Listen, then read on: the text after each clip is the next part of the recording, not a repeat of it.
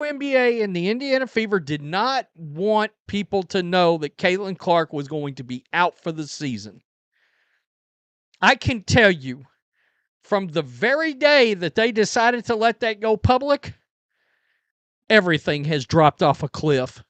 The WNBA has thus officially entered the comedic stage.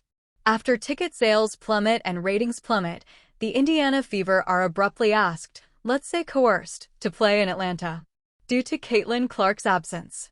The league had assumed that fans wouldn't notice, but they did. Watch as the circus breaks down in real time. For you, a question. Without Caitlin Clark, do you think the WNBA could make it through an entire season? Leave a comment below with your comments. Let's not mince words. The WNBA is in dire straits. The story is told by the numbers. Interest dropped precipitously as soon as Caitlin Clark's season-ending injury was made public. Not a cliff, not a slope, not a hill. 1 week, stadia are crowded, and ESPN boasts of record-breaking viewership. People were trying to hang on to the possibility this whole time. Look, so many people stayed engaged with the team because they thought the cavalry was coming. She's coming back. We're going to have a fighting chance to win the WNBA championship. The Indiana Fever and the WNBA, they knew this. And the league currently believes that this issue will be resolved by shifting Indiana's games to Atlanta. Are you serious, Atlanta? Because what seems to be the answer to losing your best player? Changing the location? That isn't how you solve problems. Panic phoning is what that is. Let's take a moment to go back. The WNBA was at its peak while Clark was healthy. She was heavily featured in ESPN's broadcast. Every game she played in drew crowds the league hasn't seen in many years. We're talking about highlight videos going viral, social media buzzing, and millions of viewers. The Fever were the team, not just another one. Because of the support from her fans, every away game seemed like a home game. The kicker is this, though. The Women's National Basketball Association and the Fever front office was aware that she would not be returning. They took a seat on it. They gave supporters the false impression that she may make a comeback for a postseason run. Why? Because they were aware that the bubble would pop the instant the truth was revealed. And you know what? The bubble popped. Take a look around Baltimore. Almost 3,000 fans who had tickets just failed to show up. Consider that. They answered, nah, not worth it, despite having already paid and secured seats. That is treachery, not only indifference. Supporters believed they were registering for Caitlin Clark. They received WNBA Lite instead, and there was no mention of a People felt like they were going to games thinking this team would have Caitlin Clark coming back to make a championship run. I mean, the perfect example, the game in Baltimore the other day with the Mystics. Nearly 3,000 fans decided not to show up, and they paid for the ticket. ESPN is currently acting as though nothing is wrong. They boast of the highest average viewership in decades and year-over-year growth. Yes, let's be completely honest. Those large figures Clark was performing those enormous spikes. Clark was the main attraction. The highlights that went viral. It was Clark who dropped dimes and hit logo threes. A 90,000 spectator snoo fest between teams that nobody outside of their local zip code cared about would result from her absence. Let's put this in context, please. Less than 100,000 people watched one of the league's most anticipated games. That's the domain of YouTube influencers.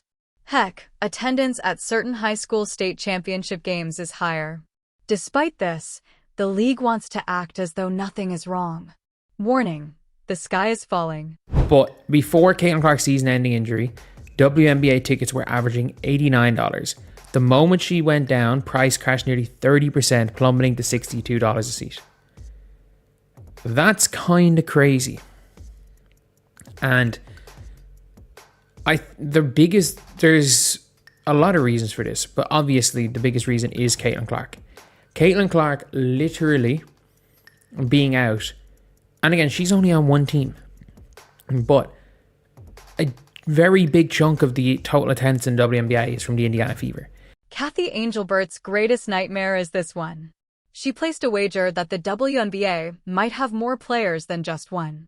However, it is now painfully obvious that the league is one player.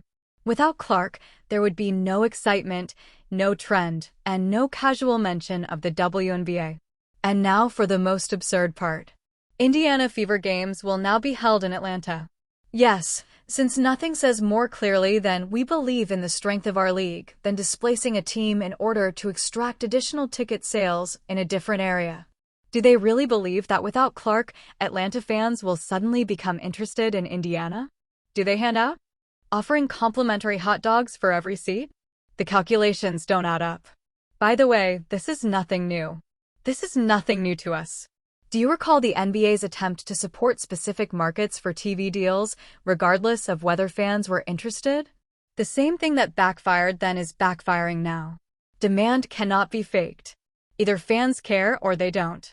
And they don't at the moment without Caitlin Clark. Moving arenas. So yeah, a lot of teams, whether it be the Lynx opening the Upper Bowl, whether it be the Wings, the Dream, the Sky, all of these teams moving games. All of these teams are moving games for the Indiana Fever, regardless of who it is. They all have to sell those seats. And a lot of people don't want to go, and it's super cheap. Like, it's a lot easier to fill a 10,000 seat arena without Caitlin Clark than to fill 20,000. So you're going to have to find a way to do it anyway, which is what a lot of people are going to be doing, trying to sell tickets. The seats for the playoffs, I would say the Indiana Fever playoff seats would have been, honestly, like nearly $1,000 in. I actually think had Caitlin Clark been playing, it would be nearly $1,000 into this game. Let's revisit the topic of numbers. The Fever vs. Sky game featuring Clark and Angel re-attracted 2.7 million viewers prior to her injury declaration. That is more than some primetime MLB games. Fever against Mystics only managed 270,000 after her injury. Just over 1 million people saw Fever vs. Lynx.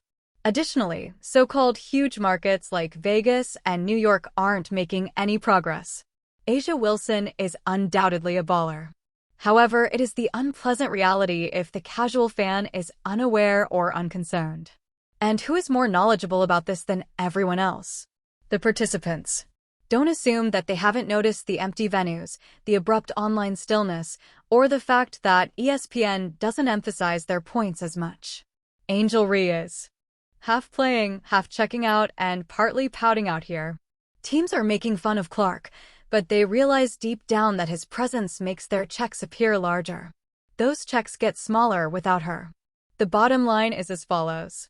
One player gave the WNBA its prominence, and that player is currently on the sidelines. The panic attack. Maybe, just possibly, a new market will divert attention from the reality that fans aren't paying attention, so ship the Fever to Atlanta. No one is being duped by smoke and mirrors. And arenas that are just partially filled. Gamers aren't dumb. They sense the change in energy. Every play felt more significant when Clark was on the court. Like it was a playoff game, there were cheers or alcohol after every foul call.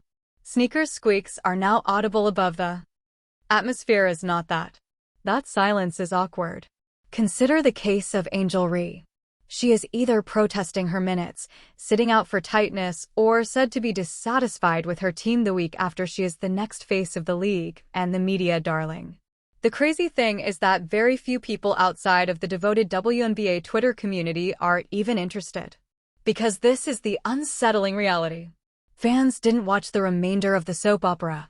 They only watched Clark. You can't make people care, but the league can hype anybody they want. Without a doubt, these players are elite. A'ja Wilson, Breanna Stewart, A'ja, and Nafisa Collier. However, the ratings speak for themselves when their games are broadcast without Clark. About 130,000 people are watching, perhaps 200,000 if. The future of women's basketball is supposedly ESPN, and they beg hard enough. If so, things appear dismal for the future. Let's go back to the stunt in Atlanta. What is the real purpose of making the Fever play there? Atlanta isn't particularly well known for packing WNBA arenas. For years, their own team has had difficulty gaining traction. The league now believes that in a city that seldom supports its own team, Indiana's starless roster will magically attract audiences. That isn't a plan. It is a case of smoke and mirrors. Are you curious about the true cause? Optics. In Indiana, the WNBA does not want cameras to pan over empty seats. The truth is revealed by empty seats. Ratings are unable to spin. You might be able to sell some seats to corporate sponsors if you put the fever in Atlanta. The broadcast might not seem like a funeral if you comp half the arena. It's more about optics than fans. If the WNBA hadn't been hammering away about their growth all summer, this wouldn't even hurt as much. Caitlin Clark lifted every boat, but those boats had holes, according to ESPN's plasterboard graphics about record averages. The water surged in as soon as she went down, and they are currently using Dixie cups to bail out. Fans are also not stupid. They can see right through it. There is a limit to how long you can maintain the illusion before reality hits you. That Baltimore didn't show up with 3,000 absent ticket holders, that's fans. Voting with their feet. People are done being tricked into thinking there's excitement where there isn't. Even the narrative about Clark being just one player is collapsing. Remember when critics said the WNBA was about more than her? That the culture and legacy players mattered more. Ratings have blown that theory to pieces because the second she's out, the entire league looks invisible. Let's be blunt. The WNBA has a dependency problem. Caitlin Clark isn't just another player. She's the oxygen tank. You pull her out, and the room goes quiet. Moving Indiana games to Atlanta won't change that. It's like rearranging deck chairs on the Titanic. Sure, the chairs look different, but the ship continues to sink. The thing that's truly crazy is how opportunistic everything is. The league has doubled down on Clark as the lifeline while acting as though they didn't, rather than creating long-lasting excitement around a number of talents. This is how you got here. A league is subtly worried about half-empty arenas and fans tuning out while feigning to celebrate all-time high ratings. And let's not even discuss the hypocrisy. Media outlets are telling fans that, regardless of Clark, they should be interested in women's basketball. That argument has already been made. Keep in mind the movements to support women's sports because they are morally right. Embarrassment does not sell tickets. TV numbers are not influenced by guilt. Instead of lectures, people choose amusement.